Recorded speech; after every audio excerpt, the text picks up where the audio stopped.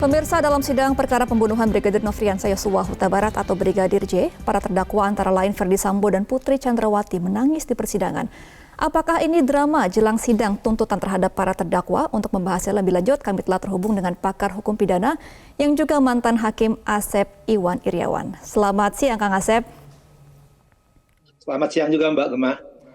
Ya, Kang Asep, para terdakwa ini menangis di persidangan ketika dimintai keterangan. Pihak Yosua juga meyakini bahwa nangisan ini cuma drama untuk menutupi kebohongan mereka. Bagaimana menurut Kang Asep melihat tangisan ini dari terdakwa-terdakwa ini? Ya, kalau drama pasti kan ada produsernya, ada iklannya gitu. Kalau saya selalu senang, kalau air mata tuh sumbernya dari mata air. Ada air mineral, sumbernya mineral air gitu kan. Ada air jet pump sama air pump. Biarlah air itu mengalir seperti air keluar jet pump, bukan seperti air pump. Mungkin juga air mata itu karena mata airnya hilang gitu. Itu aja mungkin. Karena itu saya pikir soal air mata itu sekali lagi soal air mata itu bagi hakim punya mata dan matanya itu selalu berair. Itu aja. Jadi saya kira nggak usah lah diperdebatkan soal mata air. Sudah biasa kalau hakim drama-drama di pengadilan itu sudah hal biasa ya. Bagaimana dibikin suasana seperti apa, sensasional, sentimental gitu kan. Tapi kan nggak bisa dikadalin. Hakim itu ya, jangankan dikadalin, buaya aja nggak bisa masuk, apalagi dinosaurus, apalagi komodo.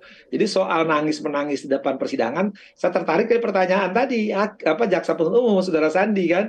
Waktu nangis dulu, waktu rekayasa penangis. Sekarang sudah terbuka nangis. Jadi kelihatan gitu. Jadi menurut saya sih harusnya menangis itu penyesalan gitu. Dan penyesalan itu ya tanggung jawab, tapi bukan tanggung jawab dalam arti masih berkelit dan berkilah gitu. Dan seolah, tapi saya kira tidak akan tergoyahkan baik tuntutan jaksa maupun hakim. Hakim tidak boleh mempertimbangkan rasa sentimentalnya, rasa perasaan hakim tidak boleh oleh rasa, tapi harus rasio disidendinya, itulah kalimatnya. Harus dipertimbangkan dengan rasio, bukan dengan rasa. Kalau timbangkan rasa, ya rasa-rasanya air itu tadi bukan air jet pump tapi air pump, bukan air mineral tapi mineral air gitu. Iya, Kang Asep, apakah ini berkaitan atau bisa mempengaruhi tuntutan jaksa penuntut umum yang agendanya ini sidang tuntutan akan semakin dekat untuk Ferdy Sambo dan juga Putri Chandrawati? Justru akan memperberat ketika jaksa tadi tanya soal air mata di persidangan setelah kejadian, sebelum kejadian juga air mata di depan Kapolda, ya. Nah, itu kan harusnya berbeda kan. Jadi air matanya udah ketahuan sejak awal tadi kan, mata air yang mati gitu kan. Nah, mudah-mudahan jaksa untuk maksimal. Karena apa? Karena tidak penyesalan, masih berkelit dan berkilah, masih membohongi. Jadi ketika mengatakan bertanggung jawab, masih bohong. Ketika masih bertanggung jawab, masih ngajak Eliezer.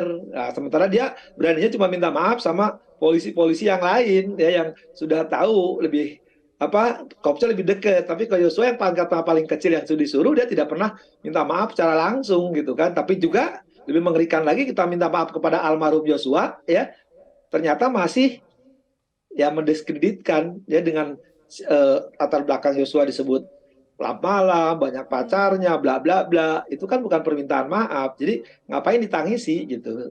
Demikian pula sama Eliezer, ya tidak pernah menyatakan terbuka permintaan maafnya gitu kan. Itu yang lebih penting karena dia yang menyuruh. Tadi yang kata aja dihajar kemudian ditembak.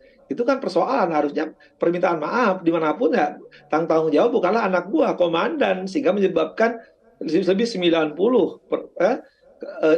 personal kepolisian harus berhadapan dengan hukum. Gara-gara siapa ya? Gara-gara tadi, ya. Oke. Nah, Kang Asep, dari fakta-fakta persidangan yang sudah berminggu-minggu ini, mulai dari pembuktian hingga pemeriksaan terdakwa, sudah dapat diprediksi tuntutan dari jaksa. Menurut Anda, apakah tuntutan akan sama dengan dakwaan, yaitu ancaman hukuman mati?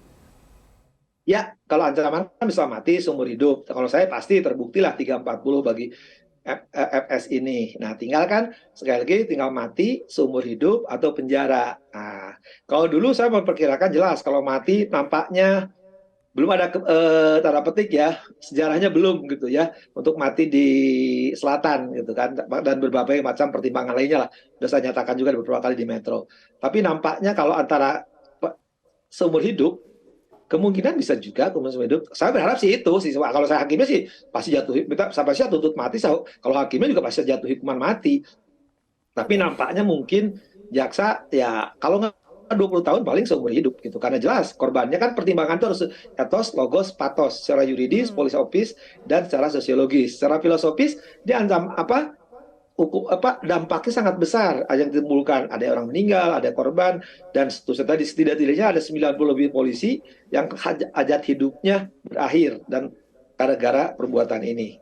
Kita juga jadi capek lelah lah masa Indonesia. Secara yuridis ancaman mati bisa, seumur hidup bisa, jadi bisa maksimal. Secara sosiologis ya sekali lagi tinjauan kemanfaatan, tinjauan keadilan, tinjauan kepastian harus di situ. Karena itu tuntutan jaksa maupun vonis hakim harus ke sana. Karena ini perbuatannya sangat biadab dan diancam hukuman berat yaitu mati. Kemudian juga sangat dicerca oleh masyarakat Indonesia. Walaupun sudah dicerca minimal ada kaum netizen dan di persidangan tetap masih tangisannya adalah tangisan bukan tangisan mata air tapi tangisannya tangisan lain, ya artinya penyesalannya tidak nampak. Ya saya pikir tidak ada salahnya lah kalau jaksa menuntut setidak-tidaknya seumur hidup, ya syukur-syukur mati. Oke, Kang Asep, kira-kira apa fakta yang menjadi pertimbangan memberatkan untuk tuntutan hukuman mati? Karena kan selama ini Verdi Sambo belum mengaku kalau ia yang membunuh langsung Brigadir Yosua begitu, hanya memerintahkan Eliezer untuk menghajar istilahnya ya. Nah, kira-kira apa pertimbangan untuk memberatkan tuntutan hukuman mati nantinya? Ya, yang pertama 197 KUHP, maaf, hakim mengatur harus mempertimbangkan berat ringannya hukuman. Demikian pula tuntutan jaksa. Itu kan hanya beda aja, jaksa tuntutan, yaitu rekusitor, hakim, vonis, itu aja sebenarnya. Nah, ketika kalian menjatuhkan hukuman yang memberatkan, dan memberatkan adalah ancaman mati, maka pasti pertimbangan hakim tidak ada yang meringankan. Sekali lagi, kalau dijatuhkan hukuman terberat, ya tidak boleh mempertimbangkan meringankan. Jadi, dia pernah berjasa, dapat bintang anu, bintang ini yang akan dipertimbangkan. Karena kejahatannya lebih berat daripada perbuatan kebaikannya. Sekali lagi, jadi pertimbangan hakim menjatuhkan putusan, demikian pula jaksa menjatuhkan rekusitor atau tuntutan, kalau menjatuhkan hukuman maksimal yaitu mati, pasti tidak ada yang meringankan. Itu harus gitu. Kalau ada yang meringankan dituntut atau dijatuhi mati, itu pasti putusannya batal demi hukum, tidak boleh. Nah, hal yang memberatkan apa? Kalau saya tadi korbannya itu kan banyak, tidak ada yang meninggal, termasuk profesi di institusionalnya, dia merusak prosedural yang lebih parah, kemudian juga ya yang lebih parah lagi apa coba? Tadi sampai hari ini kan nampak kebohongan-kebohongan itu masih dipertontonkan, ya. Yang lebih mengerikan lagi ketika yang bersangkutan menyatukan permintaan maaf terhadap korban Yosua, tapi yang masih memperwailing kan, ya masih menghina dinanistakan almarhum, itu yang parah kan. Ya apa artinya minta maaf, tapi kalau disebut almarhum ya Yosua diperlakukan dengan latar belakangnya diungkit kembali, kan ketika kita minta maaf kan tidak pernah ngungkit-ngungkit masa lalu. Kalau ngungkit masa lalu, apa artinya permintaan maaf? Itu berarti permintaan maaf tidak tulus, artinya tidak ada hal yang meringankan, karena yang bersangkutan masih ngeyel, ngengkel, ya berkelit dan berkilah gitu. Apalagi di persidangan ini, ya coba ditanya oleh jaksa juga tidak konsisten, tanya oleh hakim aja coba sampai tadi nanya kan, kok nangis terus gitu, kenapa harus nangis gitu? Ya, nangis itu justru ya karena tadi gembira atau sedih gitu. Nah, kalau tangisannya sekarang di persidangan nampak tidak tulus, ya itu ada pulus. Oke. Nah, Kang Asep, apakah majelis hakim masih bisa tetap fokus pada bukti-bukti material terkait pasal 340 atau bisa terpengaruh dengan faktor-faktor lain? Mungkin seperti faktor motif. Ya, sekali lagi yang dibuktikan itu adalah unsur. Jadi misalkan gini, kan dakwakan 340. Ya 340 itu barang siapa? Pasti hakim akan pertimbangan barang siapa itu orang, yaitu PC atau FS atau terdakwa lain. Dengan sengaja, sederhana ya kita berpikirnya, mengetahui dan menghendaki bilin and witten. Dia pasti mengetahui itu perbuatan itu. Ya ada jeda waktu, ya ada dari mulai Saguling lah, nggak usah jauh-jauh ke Magelang. Itu kalau ke Magelang terlalu jauh nanti Pak, walaupun itu bisa ya. Sudah itu, kemudian juga direncanakan kan dari proses Saguling itu nampak ya, ketika yang paling gampang ya, mulai senjata dibawa, disimpan di dashboard, kemudian suruh ngisi recharge, ya kemudian perintahkan, terlepas dia dihajar atau ditembak. Kalau orang sudah pegang senjata, ya kemudian suruh dihajar, ya pasti keluar untuk peluru gitu kan. Apa artinya dihajar? Kalau yang bersangkutan posisinya di ruang kecil, berdiri dan sudah jongkok Yosua, ya pasti ditembak ya tapi disuruh sekali lagi Eliezer ya. Itu jadi dan merampas Jawa justru yang jadi persoalan lebih lanjut.